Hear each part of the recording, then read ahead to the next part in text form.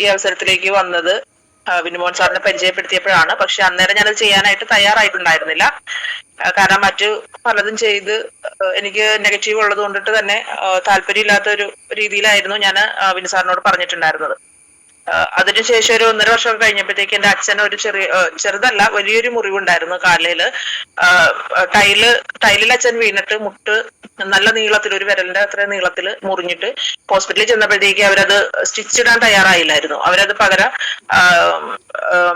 Plastic surgery ചെയ്യുന്നതിന് വേണ്ടിയിട്ട് കോട്ടയം ഹോസ്പിറ്റലിലേക്ക് കൊണ്ടുപോകാനായിട്ടാണ് പറഞ്ഞത് അവര്. അപ്പോ ഞാനത് അമ്മ എന്നെ വിളിച്ച് പറഞ്ഞ് ഞാൻ ഹോസ്പിറ്റലിൽ ചെന്നപ്പോഴത്തേക്ക് നമുക്ക് അവിടെ ചെയ്യാനായിട്ട് ഞാൻ അവരോട് കുറെ നിർബന്ധിച്ചെങ്കിൽ അവർ പറഞ്ഞു അതവിടെ ചെയ്യാൻ പറ്റില്ല എന്ന് പറഞ്ഞിട്ട് തൊട്ടടുത്ത് ഒരു പ്രൈവറ്റ് ഹോസ്പിറ്റലിൽ കൊണ്ടുപോയി. ആ സമയത്ത് ഞാൻ വിനുമോൻ സാറിനെ വിളിച്ചപ്പോഴത്തേക്ക് വിനുമോൻ സാർ പറഞ്ഞായിരുന്നു വൂണ്ട് ഹീലിംഗ് എന്ന് പറഞ്ഞിട്ടൊരു ക്രീം ഉണ്ട്, അത് വാങ്ങിച്ച് പുരട്ടിയാൽ മതി, പ്രശ്നമൊന്നുമില്ല എന്ന് പറഞ്ഞെങ്കിൽ ഞാനത് വിശ്വസിച്ചില്ല. പകരം ഞാൻ പ്രൈവറ്റ് ഹോസ്പിറ്റലിൽ കൊണ്ടുപോയി. എനിക്ക് അന്ന് ഏതാണ്ട് ഒരു 5000 സംതിങ് പൈസയോളം ചെലവായിട്ട് അച്ഛനെ 8 സ്റ്റിച്ച് ഇട്ട് വീട്ടിലേക്ക് കൊണ്ടുവന്നെങ്കിൽ എനിക്ക് ഈ ക്രീം ഇത് ഈ ഓയിൽമെന്റ് എനിക്ക് വാങ്ങിക്കാനായിട്ടുള്ള ആ ഒരു ഇത് അന്നേരം ഉണ്ടായില്ലായിരുന്നു.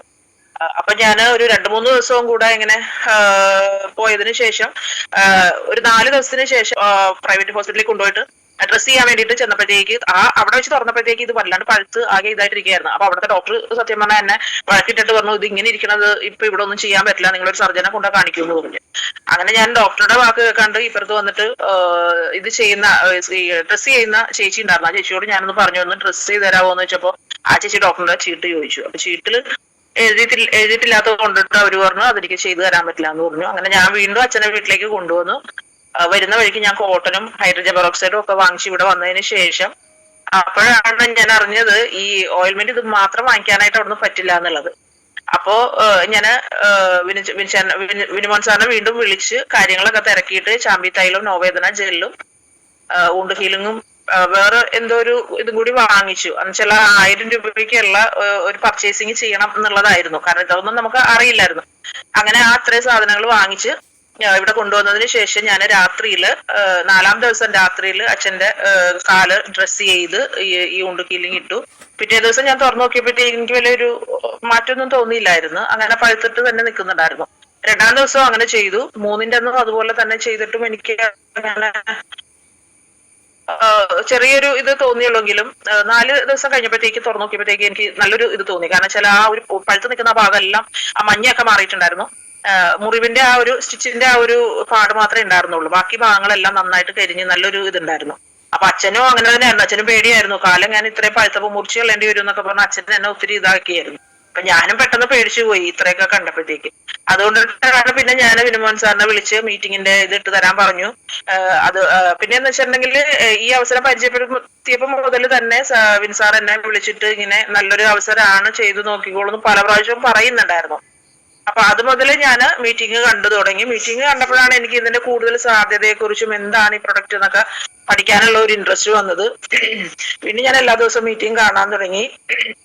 അതിനുശേഷം പിന്നെ ഇത് പഠിച്ചു, പ്രൊഡക്റ്റുകളൊക്കെ പഠിച്ചു. ഇപ്പൊ 4 മാസത്തോളായിട്ട് നന്നായിട്ട് വർക്ക് ചെയ്യുന്നുണ്ട്. അപ്പോ എന്റെ ഹസ്ബൻഡിന് തിമിരത്തിന്റെ ഒരു പ്രശ്നം ഉണ്ടായിരുന്നു. അപ്പൊ ഞാൻ എനർജിയും ഇമ്മ്യൂണോ 3+ കൂടെ ലീഡറുടെ നിർദ്ദേശപ്രകാരം കൊടുത്തു.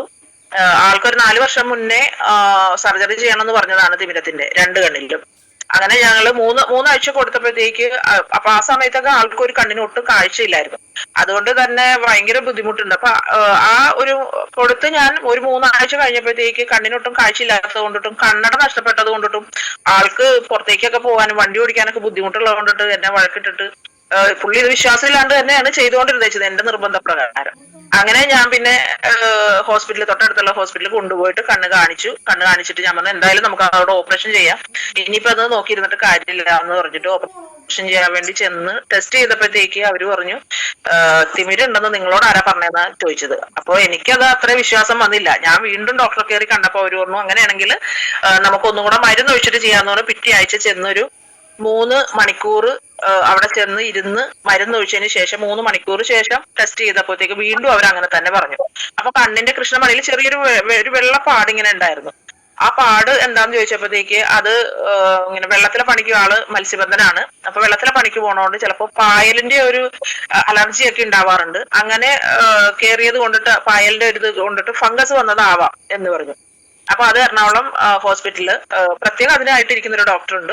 അപ്പൊ ആ പുള്ളിനെ പോയി കണ്ടാൽ മതി എന്ന് പറഞ്ഞ് അവിടുത്തെ സിസ്റ്റർ എനിക്ക് അതിന്റെ നമ്പറും ഡോക്ടറുടെ പേരും ഒക്കെ തന്നു. ഇന്ന ദിവസം ഇരിക്കുന്നു എന്നൊക്കെ എനിക്ക് എഴുതി തന്നിട്ട് പറഞ്ഞു. പക്ഷെ ഞങ്ങൾ ഇവിടെ വന്നിട്ട് അത് പോയില്ലായിരുന്നു. പകരം ഇത് യൂസ് ചെയ്തിട്ട് കുറച്ച് ദിവസം കഴിഞ്ഞപ്പോഴത്തേക്ക് ഒരു 1.5 മാസമൊക്കെ ആയപ്പോഴത്തേക്ക് ആ പാടും കംപ്ലീറ്റ് ആയിട്ട് മാറി. അതുപോലെ തന്നെ ആൾക്ക് കണ്ണ് നന്നായിട്ട് തെളിഞ്ഞ് നന്നായിട്ട് കാണാൻ പറ്റുന്നുണ്ടെന്നുള്ളതാണ്.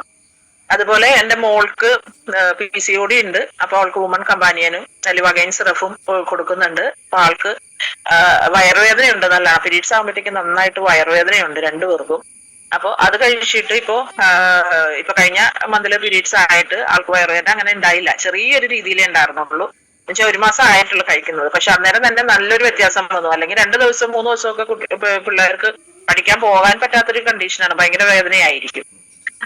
പിന്നെ എന്റെ തൊട്ടടുത്ത ഒരു ചേച്ചി ഇതുപോലെ ഞാൻ അവസരങ്ങൾ ഞാൻ പരിചയപ്പെടുത്തി. അവരും ഇതുപോലെ തന്നെ ഞാൻ പറയുന്നത് കേട്ടിട്ട് വലിയ താല്പര്യം കാണിച്ചില്ല.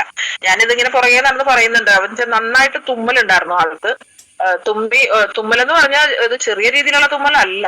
രാവിലെ എഴുന്നേൽക്കുമ്പോൾ തുടങ്ങി തുമ്മി മൂക്കും ഒക്കെ വല്ലാണ്ടാകും. ഒത്തിരി തുണി ഇങ്ങനെ യൂസ് ചെയ്യണം. മൂക്കിൽ നിന്ന് ഇങ്ങനെ ഒഴുകിക്കൊണ്ടിരിക്കും. ഭയങ്കര തലവേദന, അങ്ങനെയുള്ള പല പ്രശ്നങ്ങളുണ്ട്. അപ്പൊ ഞാനിതിങ്ങനെ കാര്യമായിട്ട് പറഞ്ഞപ്പോഴത്തേക്ക് ആള് ഇത് കേൾക്കാൻ തയ്യാറായില്ല. പിന്നീട് അതിനുശേഷം ഇതുപോലെ വർക്കിന് വേണ്ടിയിട്ട് ഒരു ദിവസം സൗമ്യ മാഡവും വിനിസാറും കൂടെ വന്ന് ഞങ്ങളൊരു ക്ലാസ് വെച്ചപ്പോഴത്തേക്ക് ആ ക്ലാസ്സിൽ കാര്യങ്ങളൊക്കെ ബോധ്യമായിപ്പോ. കാരണം വെച്ചാൽ ഞാൻ ഇത് പറയുമ്പോഴത്തേക്ക് എനിക്കത് അത്ര അങ്ങോട്ട് ഇവരെ പറഞ്ഞു ബോധിപ്പിക്കാനുള്ള ഒരു ഇത് ഞാൻ ആയിട്ടുണ്ടായിരുന്നില്ല. പക്ഷെ അവർ പറഞ്ഞപ്പോഴത്തേക്ക് അവർക്ക് അതിന്റെ സീരിയസ്നെസ് മനസ്സിലായി. എന്താണിതെന്ന് മനസ്സിലായിട്ട് അവര് അത് വാങ്ങിച്ചു. ചാമ്പിത്തൈലം വാങ്ങിച്ചു. തലയിൽ വെച്ച് കുളിക്കാനും അതുപോലെ കിടക്കുന്ന നേരത്തും വെക്കാൻ പറഞ്ഞിട്ട് അങ്ങനെ വെച്ചിട്ട് ഒരു 2-3 ദിവസം കൊണ്ട് തന്നെ തുമ്മലിന് ചെറിയൊരു ആശ്വാസം കിട്ടിയെങ്കിലും പിന്നീട് ഉള്ള ദിവസങ്ങളിൽ യൂസ് ചെയ്യും തോറും തുമ്മൽ നന്നായിട്ട് മാറി. ഇപ്പോ ഇടക്കിടക്ക് വല്ലപ്പോഴും ഒക്കെ വരുന്നതേ ഉള്ളൂ പൊടിയുടെ ഒക്കെ എന്തെങ്കിലും അലർജി ഉണ്ടെങ്കിൽ. അതുപോലെ തന്നെ ശരിക്കും മുട്ടിന്റെ കാലിന് സ്റ്റെപ്പ് കയറി മുകളിലേക്കൊന്നും പോകാൻ പറ്റില്ലായിരുന്നു. തുണിയൊക്കെ വിരിക്കാനായിട്ട് പോകുമ്പോൾ ഭയങ്കര പ്രയാസമായിരുന്നു. അപ്പൊ ചാമ്പിത്തൈലവും നോവേദന ജെല്ലും കൂടെ മിക്സ് ചെയ്ത് തേച്ചതിന് ശേഷം സ്റ്റെപ്പൊക്കെ കയറുന്നതിന് നല്ലൊരു പ്രയാസമുണ്ട്. പ്രയാസമൊക്കെ മാറി നന്നായിട്ട് വേദന ഇല്ലാണ്ട് നടക്കാനായിട്ടൊക്കെ പറ്റുന്നുണ്ട്. അതുപോലെ ഇയർ ബാലൻസ് ഉള്ള ഒരാളായിരുന്നു ഞാൻ. ഇയർ ബാലൻസ് വന്നിട്ടുണ്ടെങ്കിൽ 3 ദിവസമൊക്കെ ഇങ്ങനെ കിടക്കാനും ഇരിക്കാനും പറ്റാത്തൊരു കണ്ടീഷനാണ്. അപ്പൊ ചാരി ഇരുന്നിട്ടായിരുന്നു ഉറങ്ങുക. ഇങ്ങനെ ഭയങ്കരമായിട്ട് തല കറങ്ങും. പക്ഷെ ഈ ചാമ്പിത്തൈല യൂസ് ചെയ്ത് അതിന്റെ കോമ്പിനേഷന് മാഡം പറഞ്ഞെങ്കിൽ അത് മുഴുവനും എനിക്ക് കഴിക്കാൻ പറ്റിയില്ല. ഞാൻ കഴിച്ചില്ല. പക്ഷെ ചാമ്പിത്തൈല ഇട്ടിട്ട് തന്നെ എനിക്ക് നന്നായിട്ട് വ്യത്യാസമുണ്ട്. ഇപ്പൊ എനിക്ക് അത് വരുന്നുണ്ട്, ഇല്ലെന്ന് പൂർണ്ണമായിട്ട് മാറിയിട്ടില്ല. പക്ഷെ തലകറക്കം അങ്ങനെ വരില്ല. ചെറിയൊരു തലവേദന ആയിട്ട് വരും. എന്നാലും എനിക്ക് അങ്ങനെ വലിയ കിടക്കേണ്ട ഒരവസ്ഥ വന്നിട്ടില്ല ഈ ചാമ്പിത്തൈല യൂസ് ചെയ്തതിന് ശേഷം. പിന്നെ എന്റെ കൊച്ചിനും എനിക്കൊക്കെ മുടി കൊഴിച്ചിലുണ്ടായിരുന്നു നന്നായിട്ട്. അപ്പൊ ഈ ചാമ്പിത്തൈലം യൂസ് ചെയ്തിട്ട്, പക്ഷെ സത്യത്തിൽ അത് ചാമ്പിത്തൈലം യൂസ് ചെയ്തിട്ടാണ് പിന്നീടാണ് അത് മനസ്സിലായത് മുടിയൊക്കെ ഒരുവിധം നന്നായിട്ട് വളർന്നു വരുന്നുണ്ടായിരുന്നു. അപ്പൊ അതിനുശേഷം ഇത് ഉപയോഗിച്ചിട്ടാണ് വളർന്നതെന്ന് മനസ്സിലായപ്പോഴത്തേക്ക് എന്റെ മോളുടെ തൊട്ടടുത്ത ഇപ്പൊ തുമ്മലിന് പറഞ്ഞ ചേച്ചിയുടെ മകൾക്ക് ഇത് ചാമ്പിത്തൈലം ഒക്കെ യൂസ് ചെയ്തിട്ട് ആളുടെ മുടി ഇങ്ങനെ വട്ടം വട്ടം പോകുന്നുണ്ടായിരുന്നു. അപ്പൊ അവൾക്ക് ഭയങ്കര സങ്കടം. നല്ല മുടി ഉണ്ടായിരുന്ന ആളാ എന്റെ മോളും അവളും ഒക്കെ. ആ മുടിയുടെ ഉള്ളിൽ നിന്ന് ഇങ്ങനെ വട്ടം വട്ടം പോയിട്ട് ഭയങ്കരമായിട്ട് കൊഴിയുന്നുണ്ടായിരുന്നു. അപ്പൊ ഈ ചാമ്പിത്തൈലം അവിടെയൊക്കെ അപ്ലൈ ചെയ്ത് കൊടുത്തപ്പോഴത്തേക്ക് ഒരു 4 മാസത്തിന് ശേഷം ആൾ എന്റെ അടുത്ത് വന്നിട്ട് പറഞ്ഞു, ശ്രീബേന്റെ നന്നായിട്ട് മുടി വളർന്നിട്ടുണ്ട് ഇവിടെയൊക്കെ. അപ്പൊ ചെറിയ ചെറിയ മുടികൾ ഇങ്ങനെ അവിടെയൊക്കെ അങ്ങനെ വളർന്നു തുടങ്ങി. അതുപോലെ മുടി കൊഴിച്ചിലൊക്കെ നിന്നിട്ട് ആ പഴയ ഒരു മുടി വീണ്ടും അവൾക്ക് വരുന്നു തുടങ്ങിയിട്ടുണ്ട്. പിന്നെ അതുപോലെ ഫേസ് വാഷ് അണ്ടർ ഐ ജെല്ലൊക്കെ യൂസ് ചെയ്തു. ആളുടെ കണ്ണിന്റെ അടിയിൽ കുഴപ്പമില്ലെങ്കിലും മുകളിൽ ഭയങ്കരമായിട്ട് കറുത്തിരിക്കായിരുന്നു. കണ്ണിങ്ങനെ അടയ്ക്കുമ്പോൾ ഭയങ്കരമായിട്ട് കറുത്തായിരുന്നു വെച്ചേ. ഇപ്പോ പക്ഷെ അത് അധികം ആയില്ല ഉപയോഗിച്ചിട്ട്. ഏതാണ്ട് ഒരു 5-6 ദിവസം ആയുള്ളെങ്കിലും കണ്ണിന്റെ മുകളിലെ ഒരു കറുപ്പ് കുറഞ്ഞിട്ടുണ്ട്. കണ്ണിന്റെ അടിയിലെ കറുപ്പ് നന്നായിട്ട് മാറിയിട്ടുണ്ട്. പിന്നെ ഫൈബ്രോയിഡ് ഉള്ള ഒരു ആൾക്ക് നമ്മള് ആദ്യം തന്നെ ബ്ലഡ് ഇല്ലാത്ത കൊണ്ടിട്ട് ഫീലിംഗ് ആയാണ് ഫീലിംഗ് ക്യാപ്സൂളും കൊടുത്തു. ലിവഗൈൻ സിറഫും പിന്നെ ചാമ്പിത്തൈലവും കൂടി കൊടുത്തിട്ട് ആൾക്കും ഇതുപോലെ ഇയർ ബാലൻസ് ഉണ്ടായിരുന്നു. ഇയർ ബാലൻസ് കുറവുണ്ട്. ഫൈബ്രോയിഡിന് കഴിച്ചിട്ട് നല്ല ആശ്വാസം ഉണ്ടെങ്കിൽ സാറേ ഒരു കാര്യം എന്ന് വെച്ചിട്ടുണ്ടെങ്കിൽ അവര് തീർത്തും റിസൾട്ട് പറയാൻ തയ്യാറല്ലാത്ത ആൾക്കാരാ. ആ ഒരു പ്രശ്നം അവിടെ ഉണ്ട്. പക്ഷെ അവർക്ക് നല്ല വ്യത്യാസം ഉണ്ട് എന്നുള്ളത് അവരെ കാണുമ്പോഴും, അതുപോലെ തന്നെ നമ്മളുടെ അടുത്ത് ഈ ഓരോ എപ്പോഴും ചെല്ലുമ്പോൾ അവർ പറയാറുണ്ട്, ഓരോ ബുദ്ധിമുട്ടുകൾ പറയുമ്പോഴും ഈ ഒരു ബുദ്ധിമുട്ടൊന്നും പറയാറില്ല. കാരണം വെച്ചാൽ ബ്ലീഡിംഗ് ഒക്കെ നല്ല ഇതായിട്ട് ഉണ്ടാകുന്ന ആളായിരുന്നു. പിന്നീട് അവർക്ക് ഇതൊക്കെ കഴിച്ചതിന് ശേഷം ബ്ലീഡിംഗ് ഒക്കെ നന്നായിട്ട് കുറഞ്ഞ്, അതുപോലെ തന്നെ വേദനയൊക്കെ നന്നായിട്ട് മാറിയിട്ടുണ്ട്. പക്ഷെ അവരത് ഫുൾ റിസൾട്ട് നമ്മളോട് പറയാനായിട്ട് ഒരിക്കലും തയ്യാറാകുന്നില്ല എന്നുള്ളതാണ് വാസ്തവം. പിന്നെ അതുപോലെ കുറച്ച് റിസൾട്ട് ഉണ്ട് സാറേ. പക്ഷെ എന്നാലും ഇപ്പൊ സമയം ഇല്ലാത്തത് കൊണ്ടിട്ട് ഞാൻ ഇനി അത് വേറൊരു അവസരത്തിൽ പറയുന്നതാണ്. എല്ലാവർക്കും